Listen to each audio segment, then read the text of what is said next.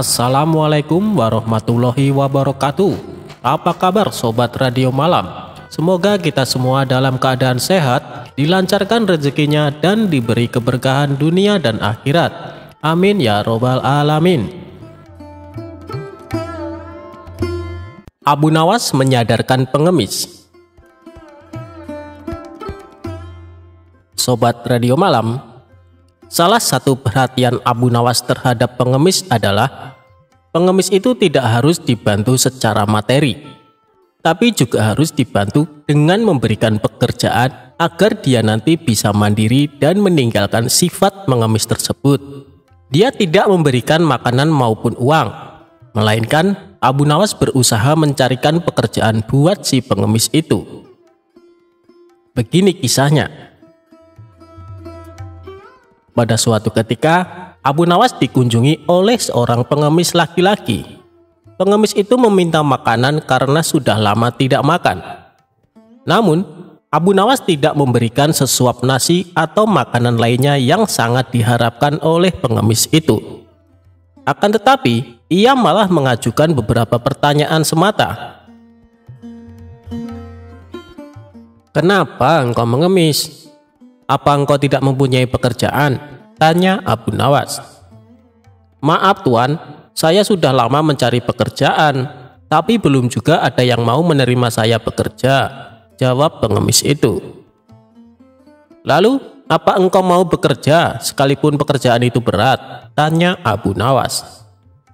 "Asalkan halal, saya mau Tuan," jawab si pengemis. Akhirnya Abu Nawas mengantarkan pengemis itu menemui sahabatnya yang bernama Abu Wardah. Singkat cerita, pengemis itu diminta bekerja untuk mencabut rumput. Ternyata, pengemis itu merupakan seorang pekerja yang sangat rajin dan tangkas. Dalam waktu singkat saja, pekerjaannya pun selesai. Abu Wardah pun sangat kagum dan tergerak hatinya untuk memberikan pekerjaan yang lebih serius. Ia pun meminta pengemis itu untuk memisahkan satu ember kurma menjadi 3 bagian.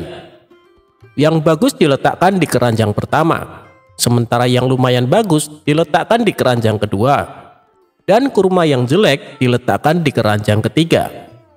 Namun ia lupa tidak memberikan penjelasan kepada pengemis itu tentang perbedaan antara baik dan yang buruk. Pada keesokan harinya, Abu Nawas datang ke rumah Abu Wardah untuk menanyakan kabar dari pengemis itu. Ia pun menjelaskan bahwa pengemis itu sangat rajin dan terampil mencabut rumput di ladang. Sehingga dirinya menyimpulkan bahwa pengemis itu adalah pekerja yang baik. Maka dari itu, Abu Wardah memberikan pekerjaan yang lebih serius kepadanya.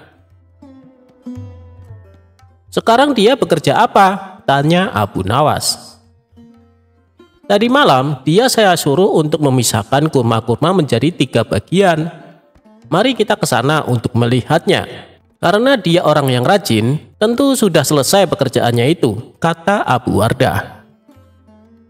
Tak lama kemudian, keduanya pun sangat terkejut ketika melihat pengemis itu tidur pulas dan tidak mengerjakan pekerjaan yang telah diberikan kepadanya.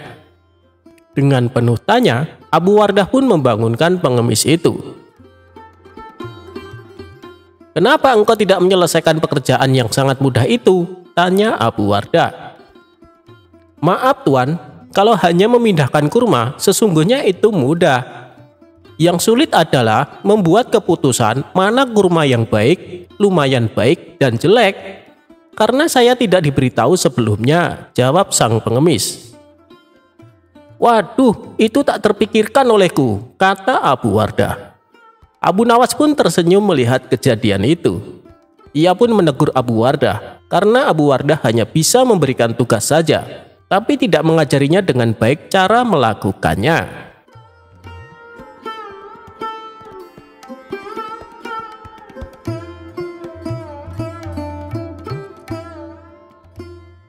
Abu Nawas lolos dari siasat busuk pemilik warung makan. Dikisahkan, Abu Nawas sering bepergian keluar kota untuk tujuan berdagang. Di kota tersebut, Abu Nawas sering mampir di warung makan langganannya. Suatu ketika, Abu Nawas baru saja tiba di kota itu dan seperti biasanya mampir di warung makan langganannya itu.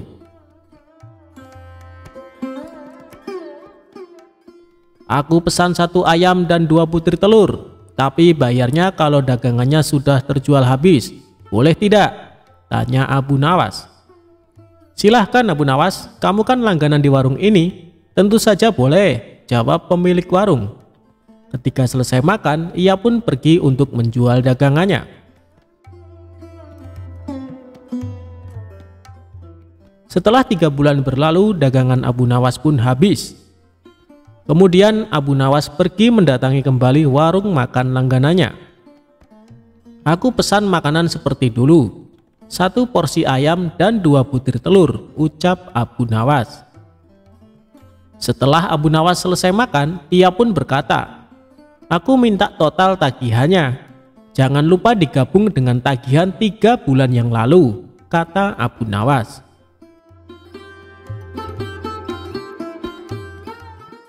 Si pemilik warung menghitung tagihannya dan memberikan secari kertas. Ini total tagihannya, cukup 200 dirham saja, kata si pemilik warung. Apa? 200 dirham? Hanya untuk 2 porsi ayam dan 4 butir telur, kamu mau memerasku? Tanya Abu Nawas emosi. Harga ini sudah cukup murah, coba kau pikir, ayam yang kau makan sejak 3 bulan lalu, jika setiap harinya dia bertelur, maka akan menghasilkan ayam-ayam yang banyak. Dan jika dijual akan menghasilkan ribuan dirham. Tapi aku hanya menyuruhmu membayar 200 dirham saja, kata si pemilik warung. Ini tidak adil, hanya akal-akalanmu saja, kata Abu Nawas. Mereka berdebat tanpa hasil dan memutuskan untuk menghadap Tuan Hakim.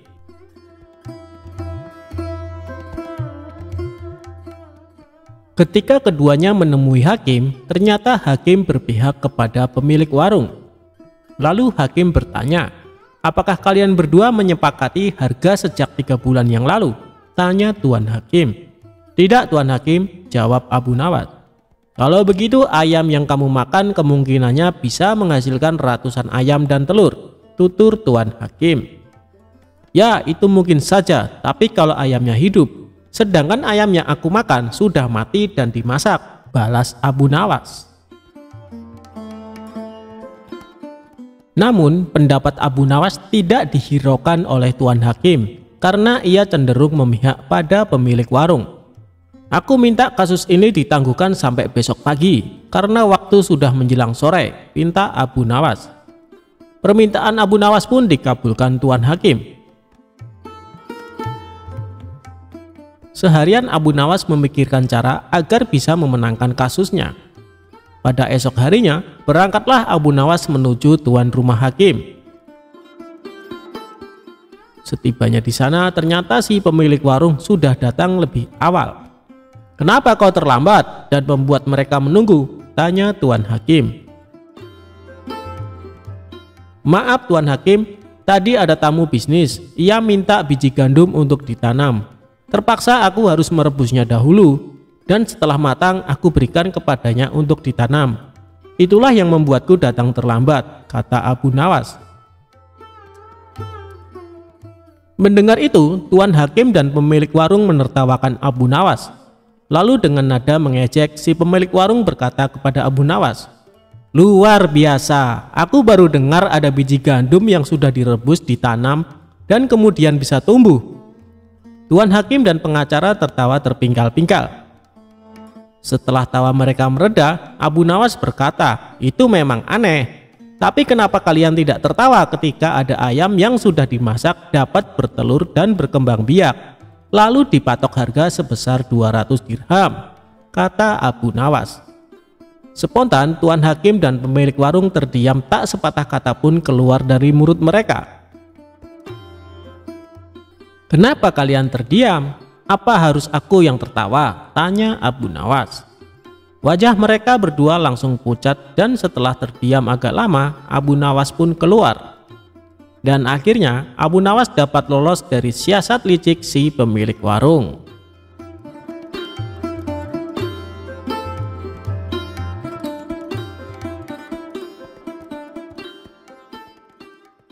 Abu Nawas tertipu setelah jauh-jauh pergi ke India. Suatu hari Abu Nawas merasa sedih karena kehilangan burung yang amat disayangi. Tidak ingin kesedihannya berlarut-larut, ia berinisiatif membeli burung baru. Maka pergilah Abu Nawas ke pasar burung di pusat kota.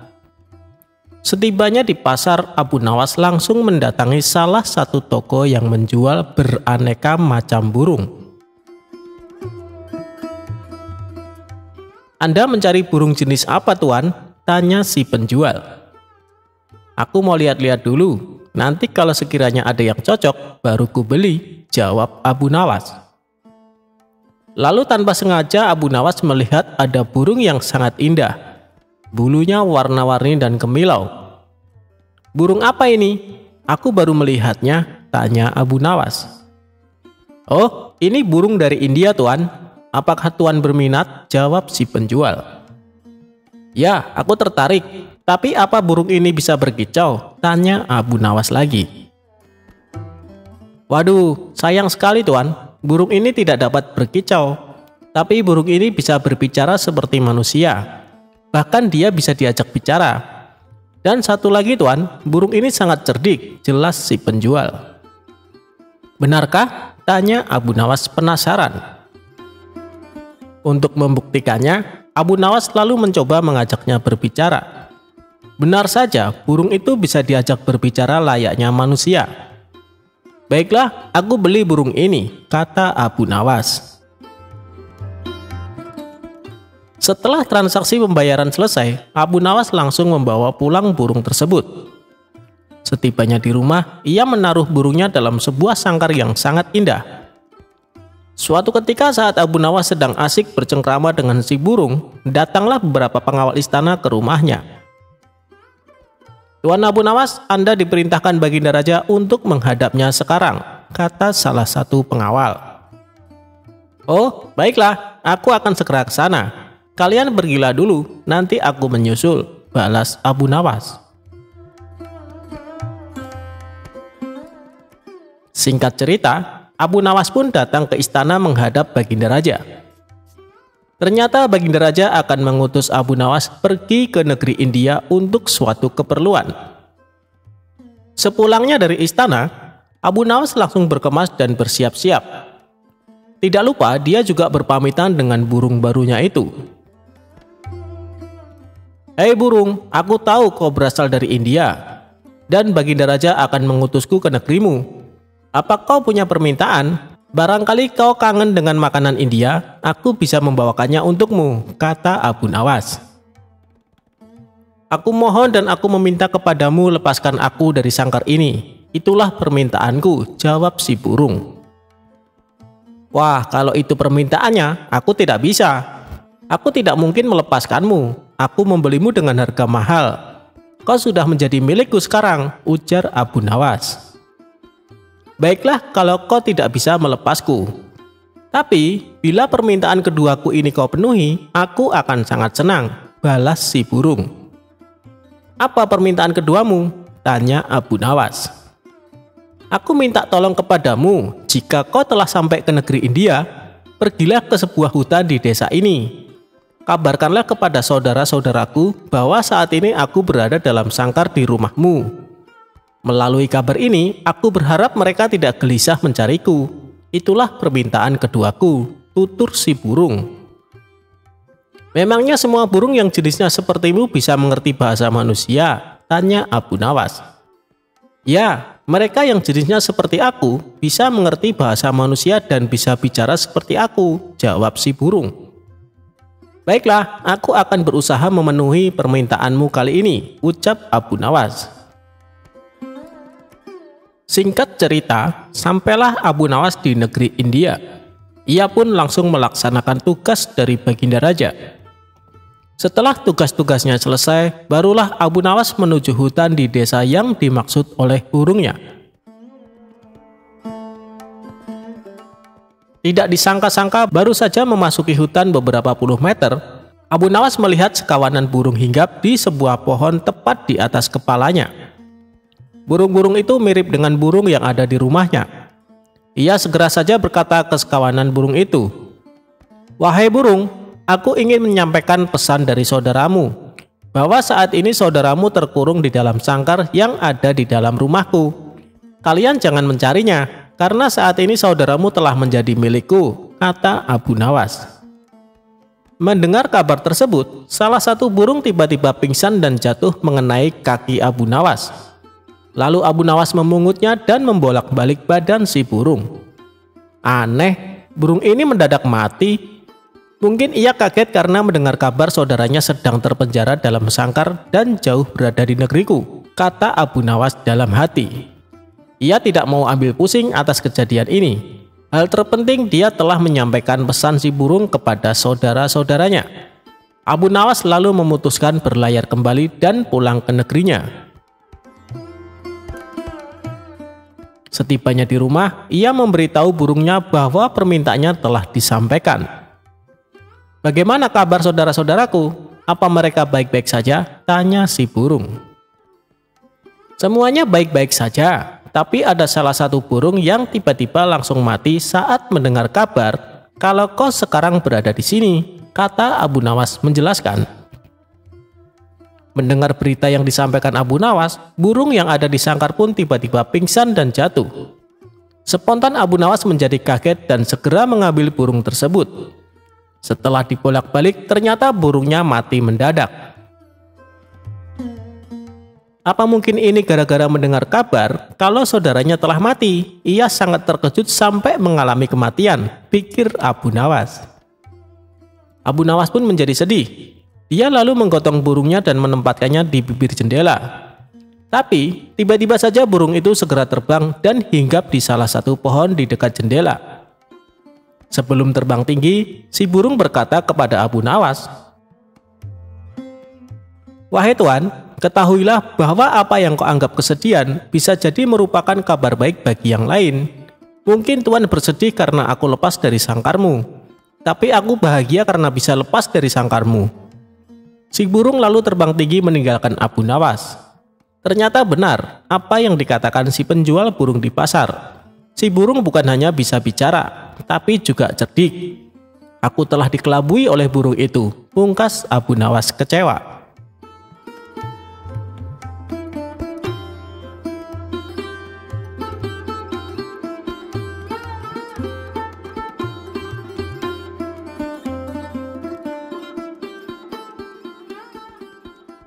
Abu Nawas bisa tahu warna angin.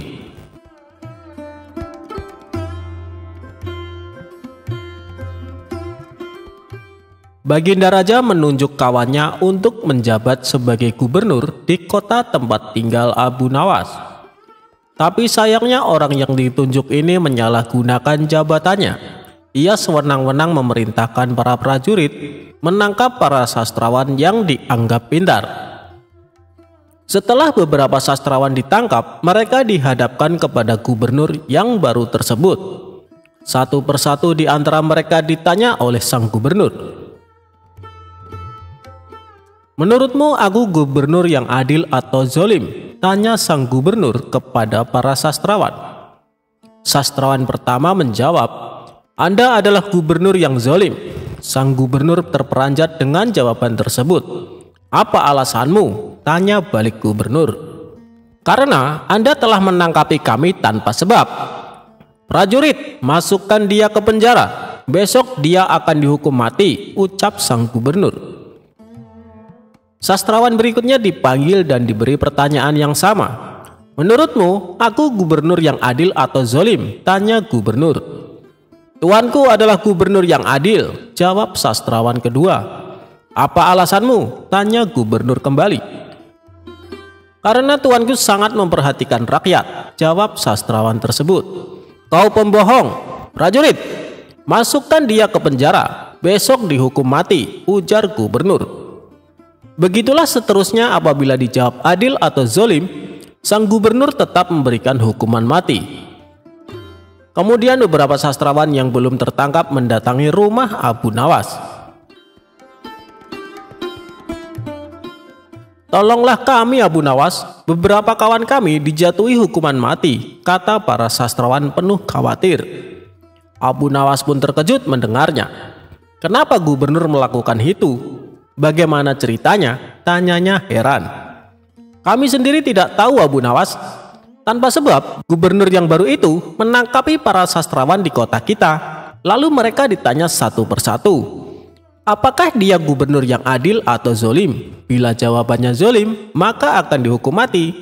Jika jawabannya adil, juga tetap dihukum mati," kata mereka menjelaskan. "Pasti gubernur sakit, dia sudah tidak waras," ucap Abu Nawas. "Itulah kenapa kami ke sini Abu Nawas. Kami mendatangimu agar kau menyelamatkan kawan-kawan kami. Sebab rencananya besok mereka akan dihukum mati," ungkap para sastrawan. "Baiklah, aku akan ke istana gubernur. Sekarang juga kalian pulanglah," ucap Abu Nawas. Sesampainya di sana, Abu Nawas langsung menghadap gubernur. Melihat kehadiran Abu Nawas, gubernur langsung emosi. "Ngapain kau datang ke istanaku?" tanya dia.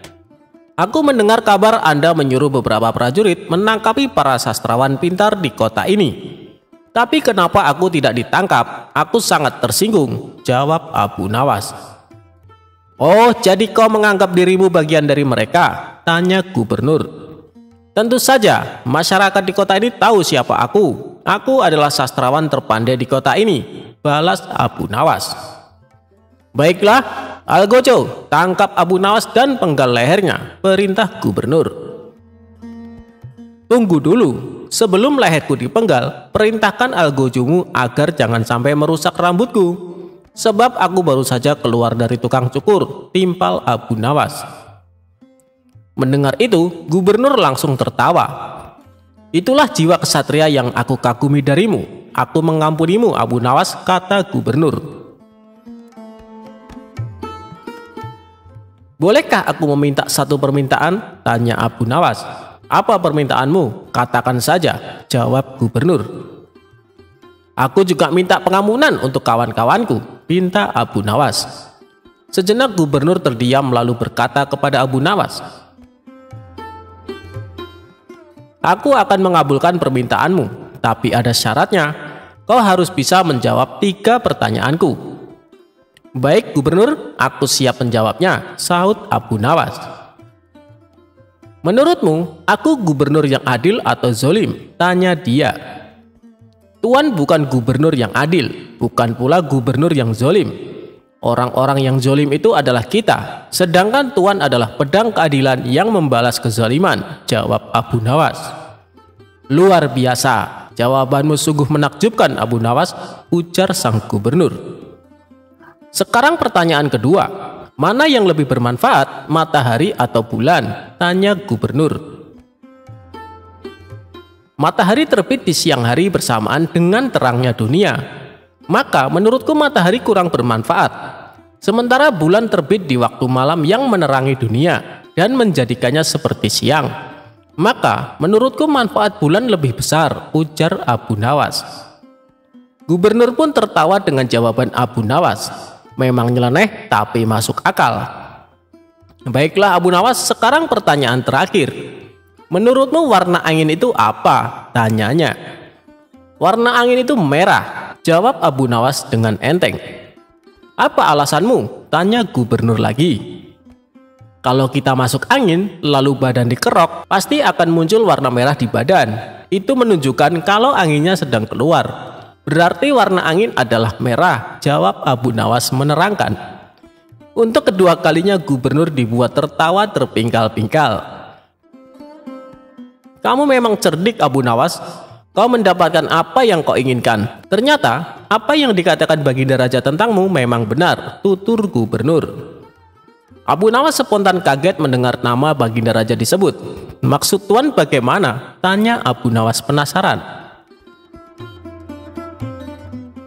"Jadi begini, sebelum aku ditugaskan kemari, Baginda Raja memberitahu kalau di kota ini banyak sastrawan pintar, dan di antara sastrawan yang paling cerdik adalah kau.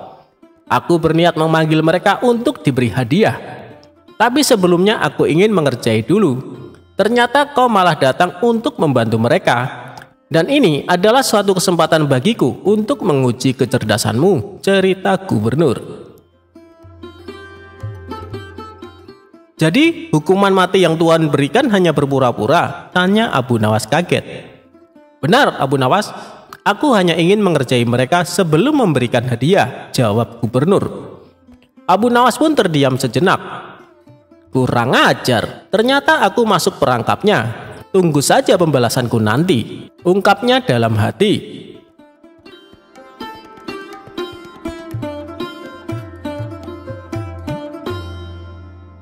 Abu Nawas jualan agama di pasar.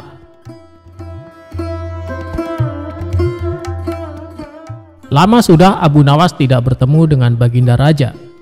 Ia sangat merindukan kebersamaan dengan rajanya itu. Biasanya dalam 1 bulan, Abu Nawas sampai 4 kali dipanggil ke istana untuk menemani sang raja untuk berbincang bersama. Namun sudah hampir 1 tahun Baginda Raja belum juga memanggilnya ke istana. Hingga terbesit dalam benak Abu Nawas jika Baginda Raja sudah melupakan dirinya. Sebenarnya Abu Nawas bisa saja langsung datang ke istana dan menemui sang Baginda Raja. Sebab Abu Nawas merupakan salah satu orang yang diberi keistimewaan khusus oleh sang raja. Tetapi kalau Abu Nawas bertemu raja tanpa ada kepentingan, ia khawatir para menteri kerajaan akan berprasangka buruk padanya. Untuk bertemu sang raja, Abu Nawas kemudian berpikir dan bergegas menuju ke pasar. Sesampainya di pasar, Abu Nawas mulai memasuki toko demi toko. Hampir semua toko yang dihampiri oleh Abu Nawas, semuanya terdiam dan heran. Sebab Abu Nawas hendak menawarkan sesuatu yang menurut orang tidak wajar, yakni agama. Di salah satu toko, Abu Nawas bertanya, apakah toko ini menjual agama? Tentu saja si pemilik toko heran. Kalau di sini tidak menjual agama, maka saya ingin menjual agama, harganya cukup 1 dinar. Apakah kamu berminat? Ungkap Abu Nawas.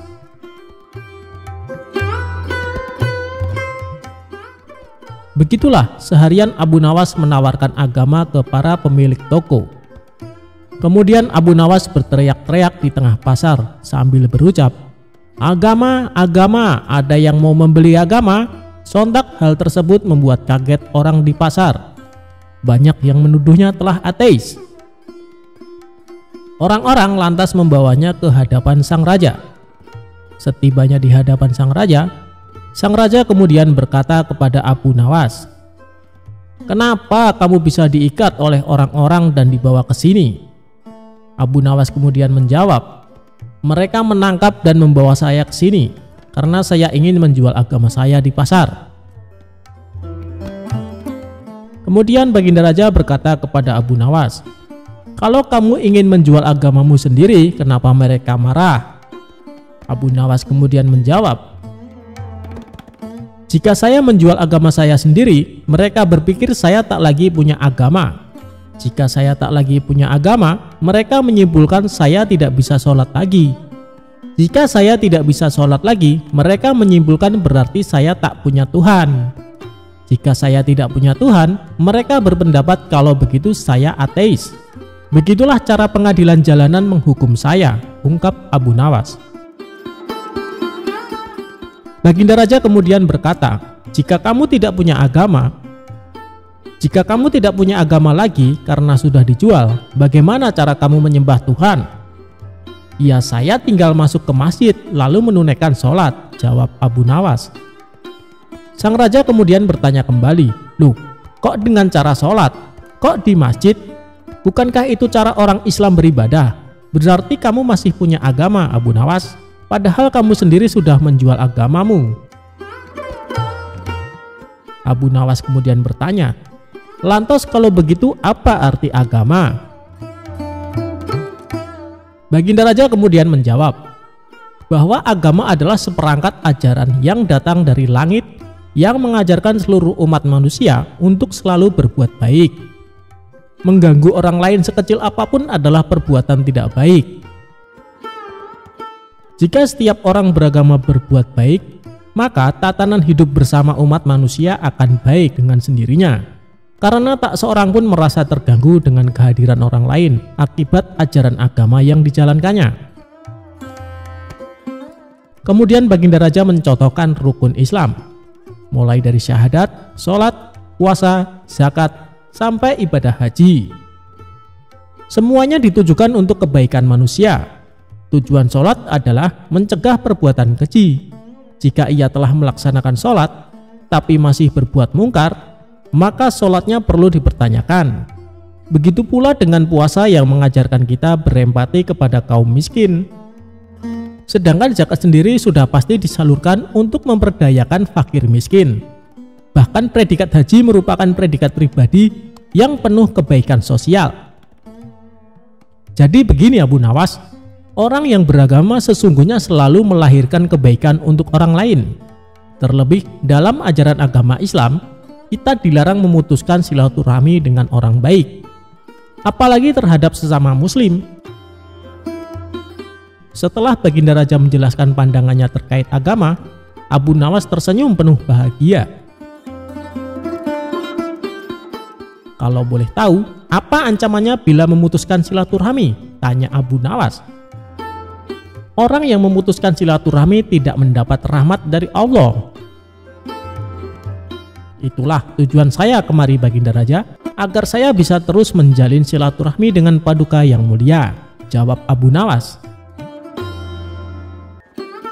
Lantas apakah kamu masih ingin menjual agama? Tanya sang raja. Abu Nawas kemudian bertanya pada sang raja, wahai raja, siapa sih sebenarnya orang yang pantas menjual agama? Kalau menurut sang raja, orang yang pantas menjual agama adalah orang yang memanfaatkan agama untuk kepentingan pribadinya.